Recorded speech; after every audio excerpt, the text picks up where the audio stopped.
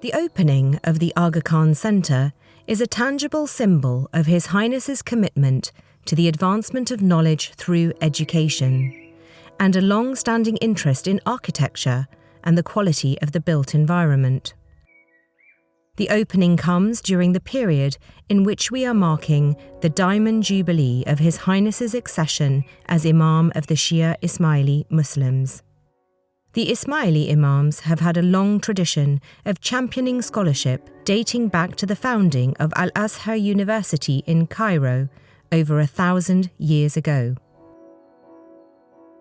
We've been operating in London for 40 years now, and for some time we've been thinking about having a permanent building of our own, and ideally one that we could design and build from scratch that would have something of our own identity in the architecture. The Aga Khan Centre will be a newly permanent home for the Institute of Ismaili Studies, the Aga Khan University's Institute for the Study of Muslim Civilizations, and the UK office of the Aga Khan Foundation. The first time it was suggested to us that we should look at developing a site on this estate, to be honest, I was a bit sceptical because King's Cross had a reputation as not a very nice area, and it really took some brave imagination to see what it could possibly be. In Argent, the developers had a great vision for a mixed-use development that's totally unrecognisable from what it was 10 years ago.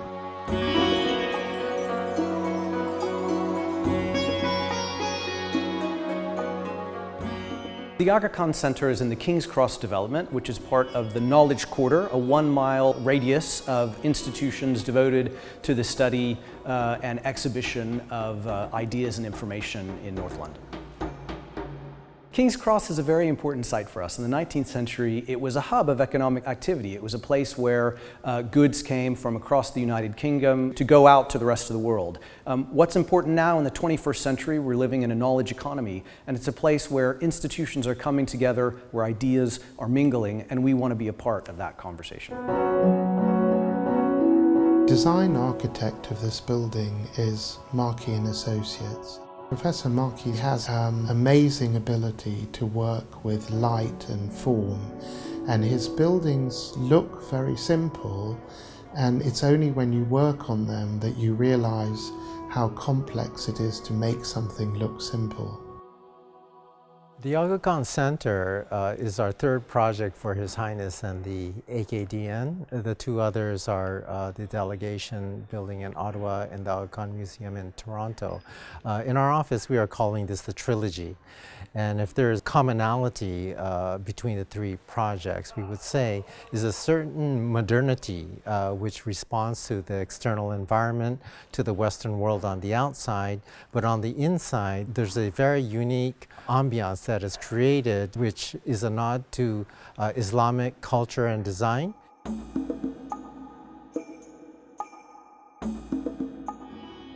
The Aga Khan Centre is carefully planned vertically. There's 10 different levels in the building. It starts at the ground floor with the public realm, and then the stack above has teaching spaces.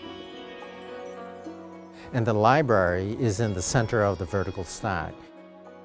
And on top of that are 4 levels for each of the respective institutions, and then the top floor is a celebratory floor.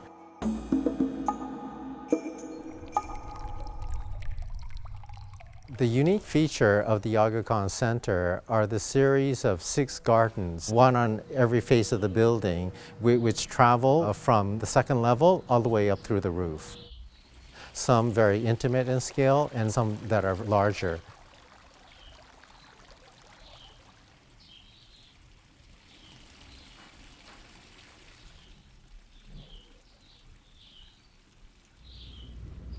The Chahar Bagh garden was requested to be inspired by the Maghreb and Spain. And so we looked at of course, the Alhambra and the Court of Oranges in Cordoba. And we thought, this is a space that does not have a view out. It has very little soil depth. It's on the 9th floor of a building. Perhaps that is our inspiration, is not necessarily the garden of the Alhambra, but the Chamber of the Two Sisters, where a garden is described in poetry. And that became the key to our solution for this project.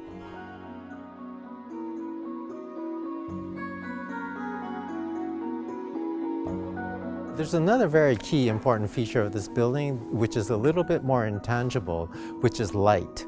And you will see that the building on the exterior has a lot of glass, but the glass is treated with 47% white ceramic frit, and it gives a very important kind of texture and lightness from the outside, but on the inside, the light gets filtered in through the ceramic frit. In Japanese architecture, we still enjoy a sense of craftsmanship, using the latest technology, using modern materials, and that gives the building kind of a unique tactility and a unique scale.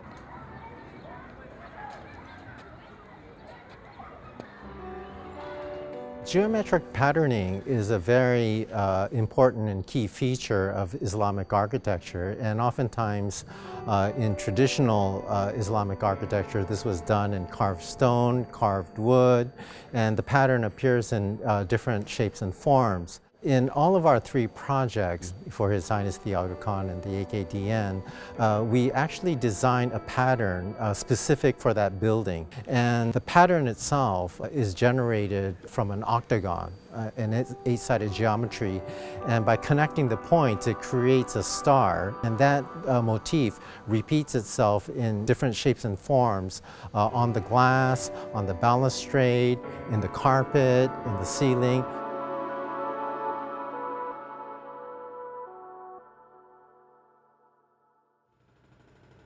Mackie and Associates have brought a real ambition to this project, and what they have given us is an incredibly strong concept with all the spaces around the atrium. They've given us beautiful outdoor spaces. They've paid attention to how we wanted to work in quiet spaces. They've given us light everywhere and a myriad of other fantastic details. And what we like to think, it's a little bit of Japanese sensibility in London. The project required a huge team of designers, engineers, specialists, and we worked really all very closely together over the last 6 years.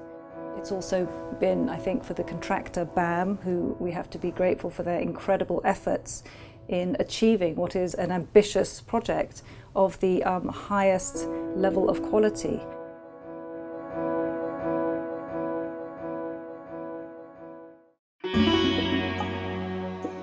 There are four kinds of users of the buildings. There are, I think, first and foremost, students at the two academic institutions, the faculty and the staff of those institutions, as well as of the Aga Khan Foundation, and the wider public. The Aga Khan Center will be an institution that is open to the public at certain times. There will be 6 Islamic gardens that the public can tour, but at the same time we'll have a very active program of exhibitions, lectures, and other kinds of events where we can interact with the public and they can interact with us. We cooperate throughout the building between the 3 institutions. We will come closer. There are open spaces where we will meet each other, and I think that will affect both teaching and research in the new building. The new library will in fact offer a number of new opportunities. For the first time we shall be able to house all of our collections, including our rare collection of manuscripts, in one place. That will really provide a first-time opportunity for us to share these unique resources with scholars worldwide and lay the ground for further progress in the field of Ismaili and Shi'i studies.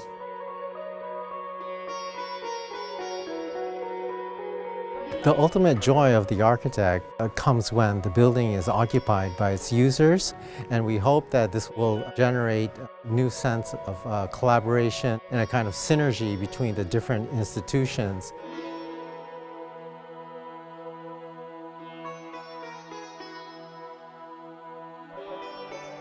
The Aga Khan Center is a gift from His Highness the Aga Khan and the Ismaili community that's been based in the UK for over 40 years, 4 generations. It's a public symbol of our commitment to London, to the UK, and to its connectivity to the wider world of ideas and people that we work with.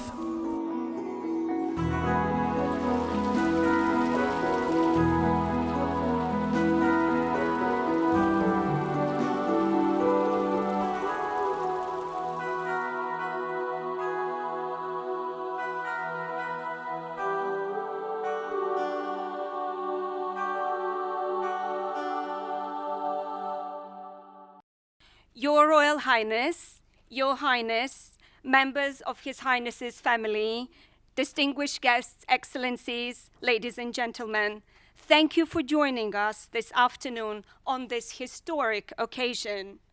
With your permission, we will begin with a recitation from the Holy Quran, Surah An-Nisa, verse 1, by Nibras ad-Dibiyat.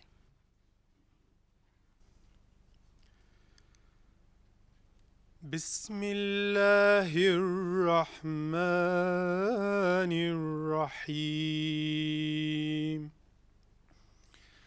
يا أيها الناس اتقوا ربكم الذي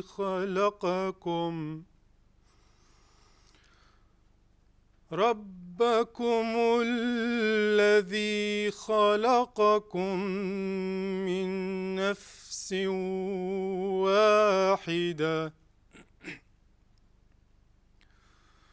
وخلق منها زوجها وبث منهما رجالا كثيرا ونساء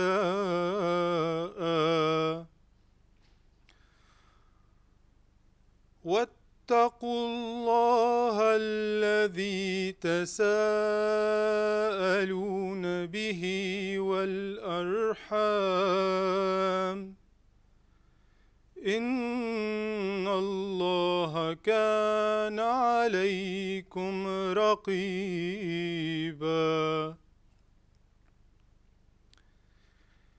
In the name of Allah, the compassionate, the merciful. O humankind, be conscious of your Lord who created you from a single soul and created from it its spouse and spread from both numerous men and women. Be conscious of Allah in whose name you question one another, and be mindful of kinship. Indeed, Allah watches well over you.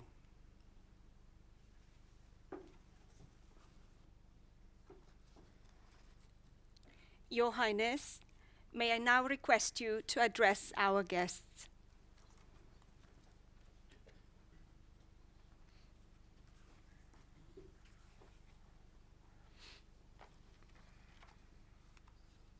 Bismillahirrahmanirrahim. Your Royal Highness, Lord Ahmad, Foreign Office Minister, Mr. Sadiq Khan, Mayor of London, the leadership of Camden, Your Excellencies, ladies and gentlemen, what a pleasure it is to welcome you to this celebration. We celebrate today a beautiful new architectural accomplishment.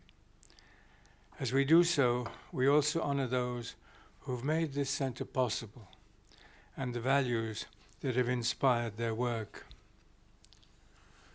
2 of those values deserve special mention today: the value of education as a force for cooperation and healing in our world, and the value of architecture as a source of inspiration and illumination. Both of these values, education and architecture, have been significant in the life and work of today's guest of honor, His Royal Highness, the Prince of Wales. As you know, Prince Charles's commitment to creative education through organizations such as the Prince's Trust in the Prince's School of Traditional Arts has transformed the lives of countless young people from many backgrounds over many years and in many places. Prince Charles has also consistently affirmed the transformative power of architecture, including the rich traditions of Islamic architecture. You may know, for example, that his development of an award-winning Islamic garden at his home in Highgrove. The value of education, of course, is at the heart of this project.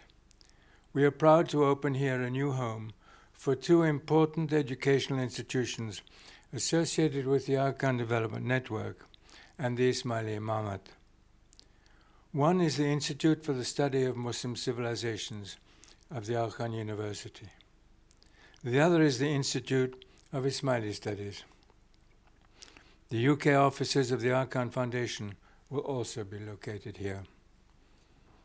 These institutions, through their teaching and research, their rich library and archival resources, as well as their tours and public programs, will enrich the lives of the people from the entire world. For those of us who have seen these institutions grow from infancy, it will be a special joy to see them pursue their mission from this beautiful setting. And what a mission it is.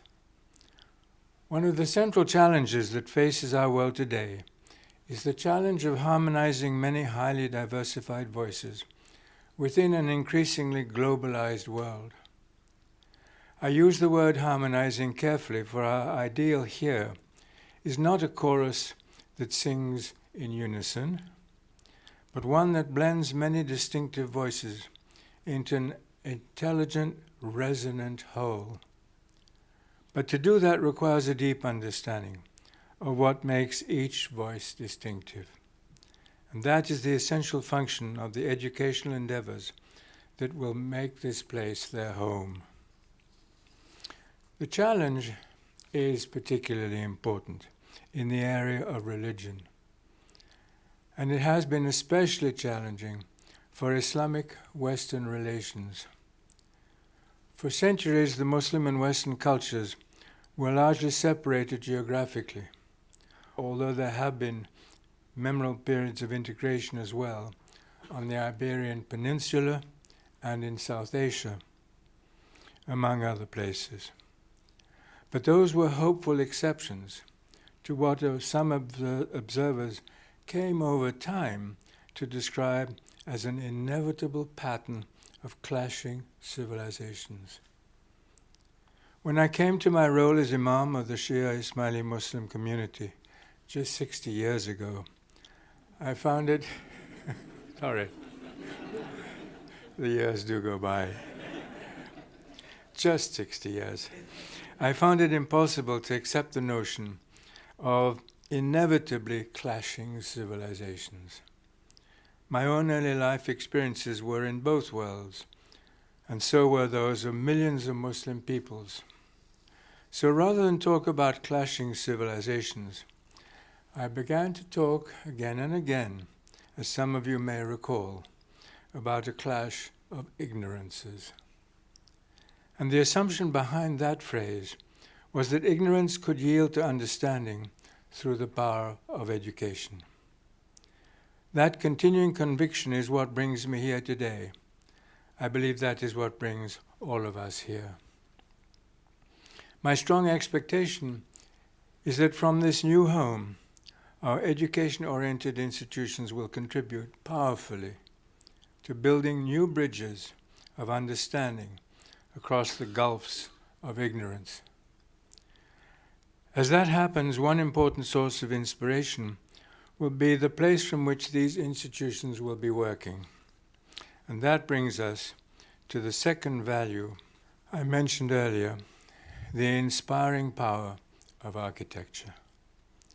The places from which we look out at the world, and the places into which we welcome the world, can deeply influence how we understand ourselves and our world. And what place could be more ideal for both our educational hopes and our architectural enthusiasms than the place where we meet today, in the heart of London's Knowledge Quarter. King's Cross is one of the central connecting points for a city, which itself has been one of the great connecting points for the entire world. This place has been shaped by many diverse influences, and among them, we now welcome the rich traditions of Islamic architecture. One of those traditions, one that is appreciated by both the Islamic and the British cultures, is the special importance of the garden. We see the garden not merely as an adjunct to other constructions, but as a privileged space upon itself.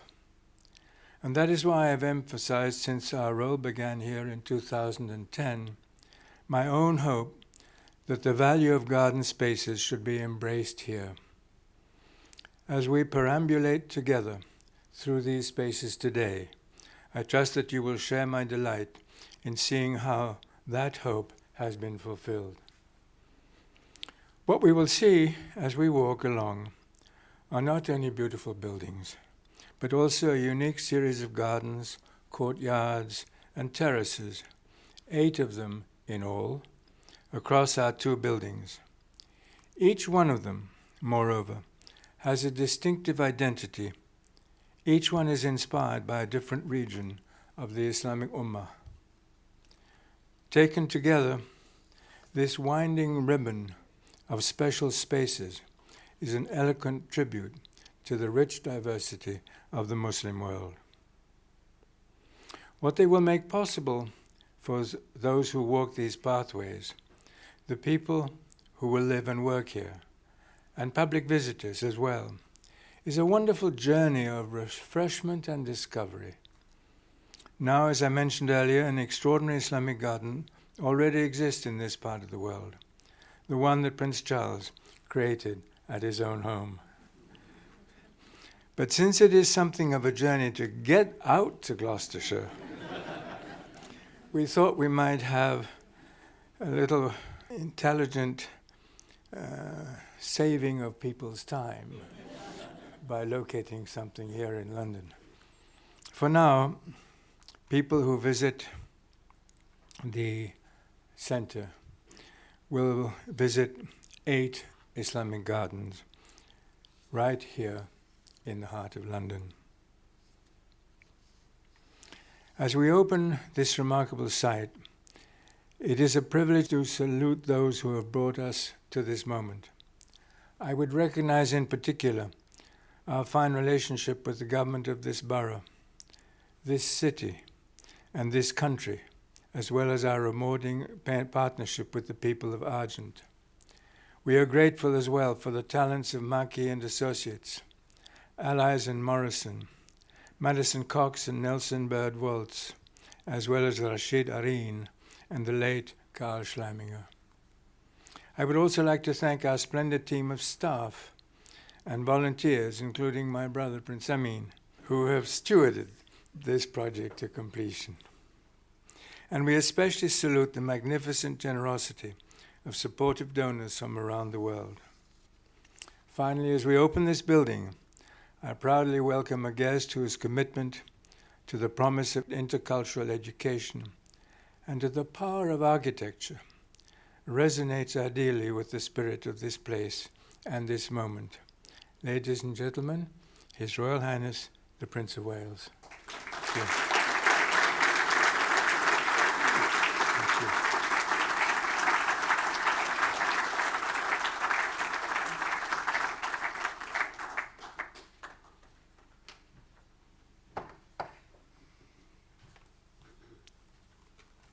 Your Highness, Lord Ahmed, Mr. Mayor, ladies and gentlemen, I need hardly tell you what a very special pleasure it is to be with you this afternoon for the opening of the Aga Khan Centre, and in particular to join you in celebrating the 60th anniversary of His Highness the Aga Khan's succession to the Imamate.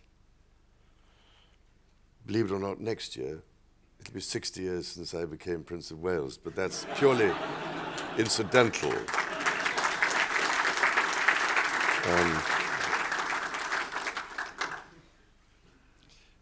It is, of course, Your Highness, the remarkable leadership you have shown over these past 60 years, which has made a reality of everything we see here today.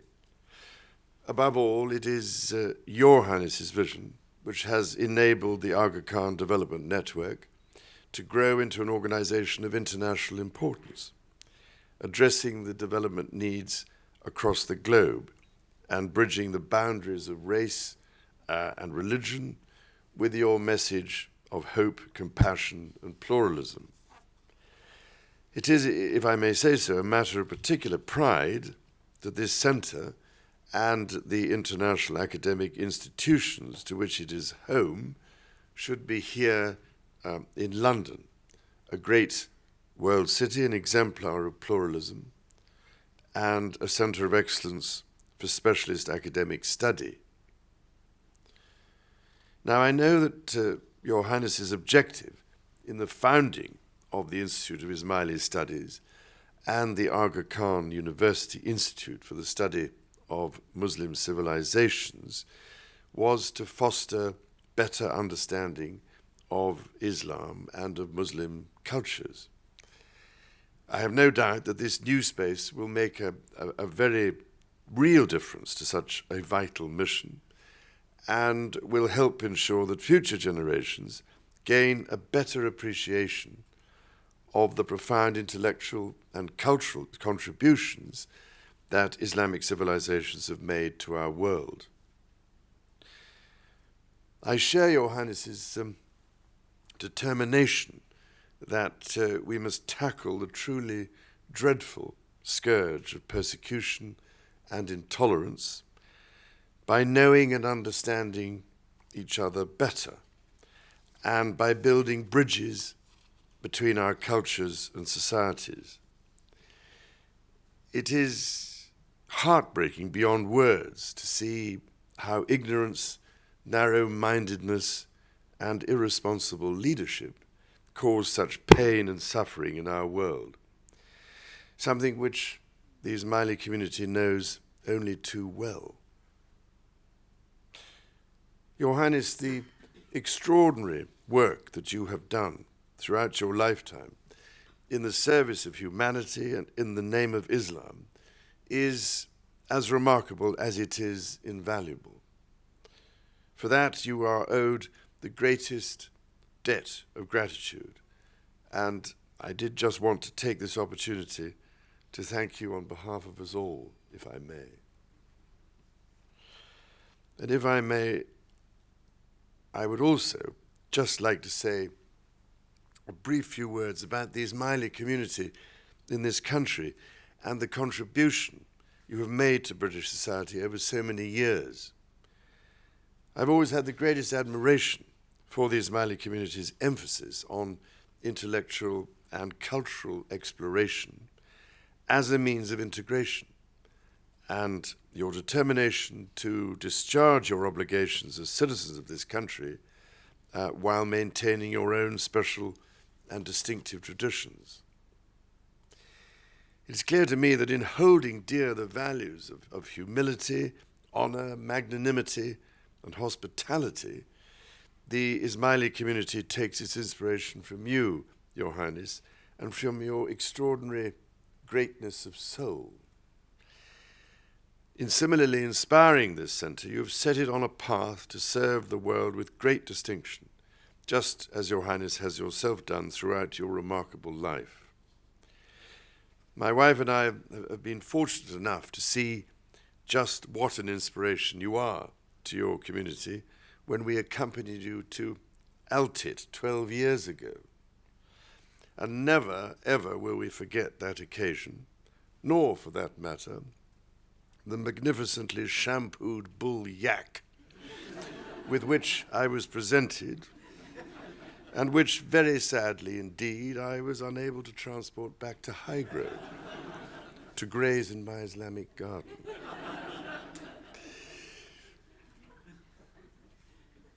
It therefore gives me the greatest pride and pleasure to pay tribute to Your Highness today and to offer you my heartfelt congratulations on your Diamond Jubilee. It is a very great privilege to join you at the opening of this centre, which I know means such a great deal to you, and to convey my warmest best wishes for the crucial work that will be done here in the years ahead. Thank you, Your Highness.